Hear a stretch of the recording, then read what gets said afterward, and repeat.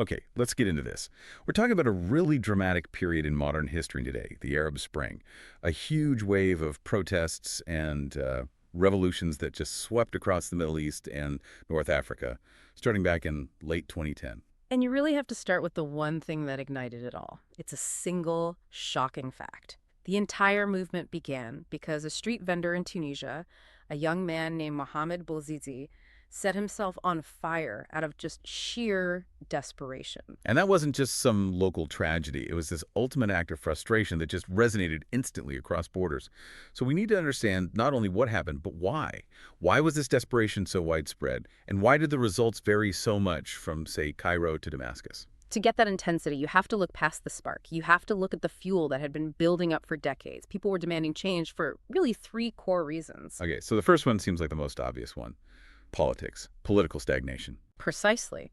They were just exhausted by authoritarianism. I mean, many of these leaders, think of Hosni Mubarak in Egypt or Muammar Gaddafi in Libya. They'd been in power for 30, 40. 22 years for Gaddafi, right? Exactly. And there were no ways to peacefully change that, so the only way out seemed to be revolution. And the second reason, that one really hits the pocketbook, especially for younger people. The economics of it. It was a full-blown generational crisis. We saw crushing youth unemployment, sometimes, getting close to 30 or 40% in places like Tunisia and Egypt. And these were often highly educated people, university graduates who couldn't find work. The systems were built on cronyism, where who you knew mattered more than what you knew. So unless you were connected to the regime, your degree was basically worthless. Absolutely. And then the third reason, the one that really triggered things, was just survival. Leading up to 2011, you had these serious global price shocks. Oil prices went up, and crucially, so did food prices. We're talking about staples, like bread. When you can't afford to feed your family and you feel like the country's wealth is only for the elite, the demand changes. People just wanted basic freedoms, a real voice in their government.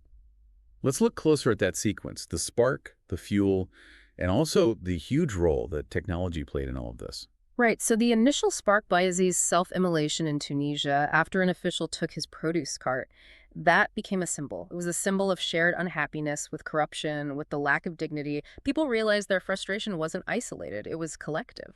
And while that economic anger was the fuel, the whole thing just jumped the guardrails because of technology. This wasn't just happening in the streets, it was happening online, in real time. The role of tech was foundational. Unlike past generations, these activists had Facebook, Twitter, YouTube. This let them share information in real time without government censorship, completely bypassing the state-controlled media that had, for so long, pretended these problems didn't exist. That's an interesting point. Were these platforms actually causing the revolution or just documenting it? That's a great distinction. The consensus is that technology didn't create the anger, but it gave people the tools to organize. Activists could instantly say, meet here, or bring supplies here. And most powerfully, they used their phone cameras to record clashes. Those raw, unfiltered videos were sent globally, landing on international news channels almost instantly. Which meant governments couldn't just deny reality or hide how they were responding.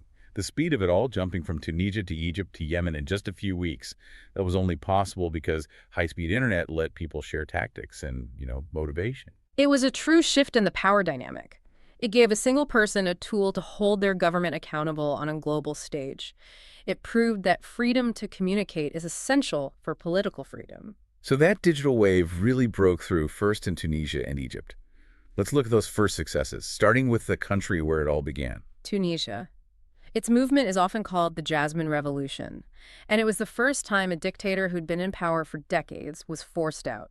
Citizens just gathered day after day in the capital, demanding President Zine El Abidine Ben Ali step down. That pressure must have been relentless.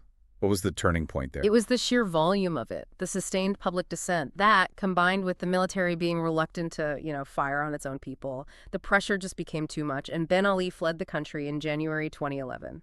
And what came next was really significant, a pretty quick, structured move toward democracy. Yeah, Tunisia went on to hold elections, they drafted a new constitution, and while it still faces huge economic and political challenges, that early success, it was a template. It showed what a peaceful transition could maybe look like, and that inspired everyone who came next. So if Tunisia was the template, Egypt was the earthquake, that's when everyone knew this was a regional movement. The focus shifted very quickly to Tahrir Square. Just weeks after Ben Ali fled, the uprising in Egypt started. Millions gathered in Tahrir Square in Cairo. They were demanding the resignation of President Hosni Mubarak. He'd been in power for 30 years. And this wasn't just some weekend protest. It was 18 intense days where Tahrir Square basically became its own city, right? Exactly. It was a sustained siege. And we saw the government's reaction to the power of the internet firsthand. They tried a full-scale internet blackout. But by then, it was too late. The momentum was too great. People knew where to go, and the protests just kept going in the streets. That attempt to cut off the internet, it really just highlights how vital that initial communication must have been. So what finally made Mubarak give in? On February 11th, 2011, after immense pressure and realizing his military support was crumbling, Mubarak stepped down. He handed power to the military. And that single moment, forcing out one of the most powerful leaders in the Arab world, it energized activists everywhere. For a brief moment, it felt like anything was possible. Unfortunately, that optimism didn't last everywhere. We have to pivot now to the places where things just exploded into conflict: Libya and Syria. And the shift is immediate and very dramatic. In Libya, when protests started against Muammar Gaddafi, his response was completely different from what happened in Egypt. Gaddafi refused to go. He immediately used military force against his own people, and that instantly turned protests into a civil war. And that armed response basically forced the international community to pick a side. It did. Because of the regime's brutality, the UN Security Council authorized military intervention. NATO quickly stepped in to enforce a no-fly zone to protect civilians. It effectively turned the civil war into a proxy conflict. The cost of that, even after Gaddafi was removed in late 2011, was just enormous. The short-term goal was achieved. Sure, Gaddafi was gone. But the conflict left the country in ruins, its infrastructure destroyed, and its politics just fractured by competing militias. It led to years of devastating instability. It showed how removing a regime without a real alternative ready to go can be catastrophic. So if Libya showed destruction, Syria became the ultimate tragedy of the Arab Spring. Syria's path, starting in early 2011, was probably the most complex and heartbreaking. It began peacefully, with demands for reform against President Bashar al-Assad. But just like in Libya, the government used overwhelming military force against its citizens. And that brutal response led to the opposition taking up arms. Correct. The conflict just spiraled into this long, devastating civil war. Unlike in Egypt, the Syrian military mostly stayed loyal to the Assad regime. And as it got worse, all these international powers, Iran, Russia, Turkey, the US, they all got involved, turning Syria into a geopolitical chessboard. With an outcome of just massive ongoing suffering. Millions of Syrians were forced from their homes. It caused one of the largest refugee crises in modern history. The economic collapse, the destruction of cities. It continues to destabilize the whole region. Syria really highlights a grim reality. When a regime decides to fight instead of fold, the path to reform is blocked by an immense human cost. These two cases are such stark reminders that the success of a revolution often comes down entirely to how the army responds. That difference, is the military a national institution, or is it a tool of the regime? That was the single most important factor. It determined whether a country transitioned peacefully or just collapsed into war. Let's move to some of the other complex outcomes. Places that didn't fall into civil war, but also didn't really get the stability they hoped for.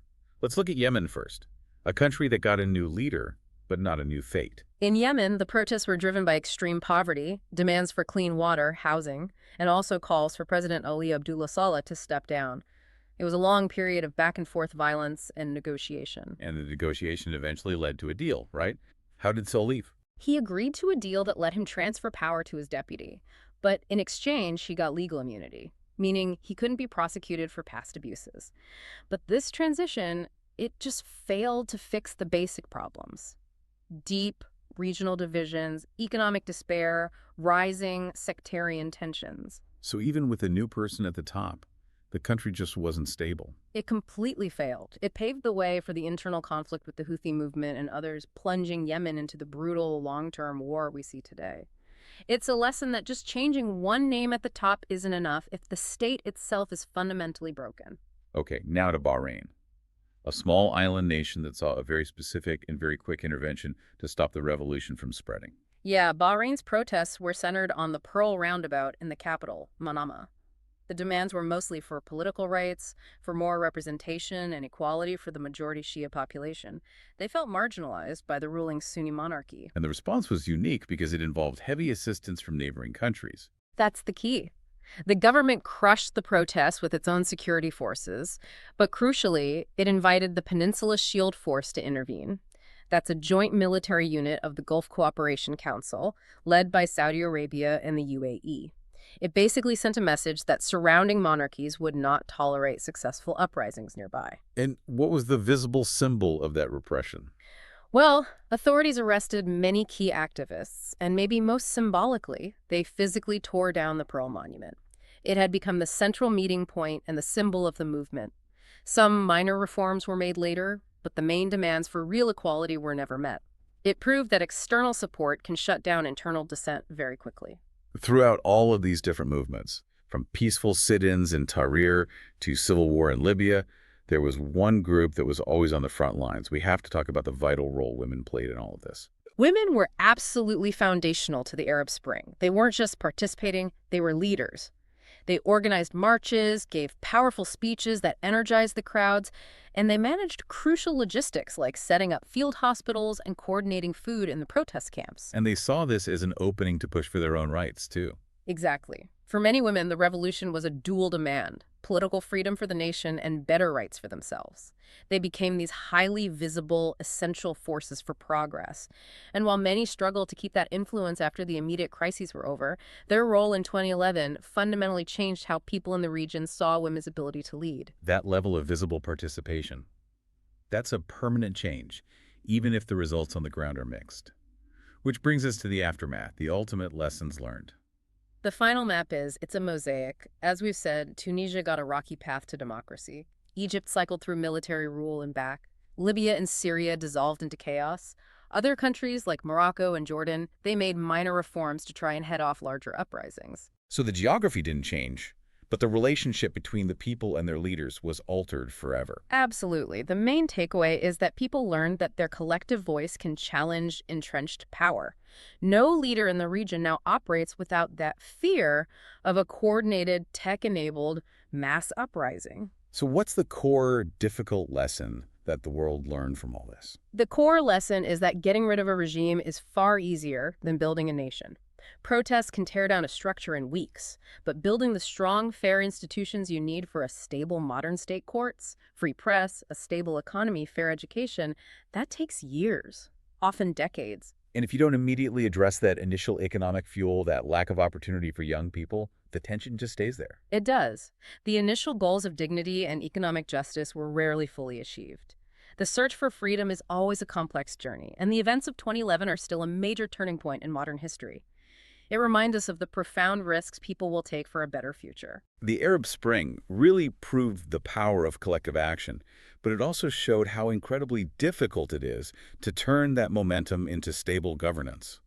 It showed us that social media can effectively start a revolution, but what happens when the next generation of governments learns how to control those same digital spaces? That's something worth thinking about. We hope this gave you a clearer picture of those dramatic, defining events. Good luck with your studies.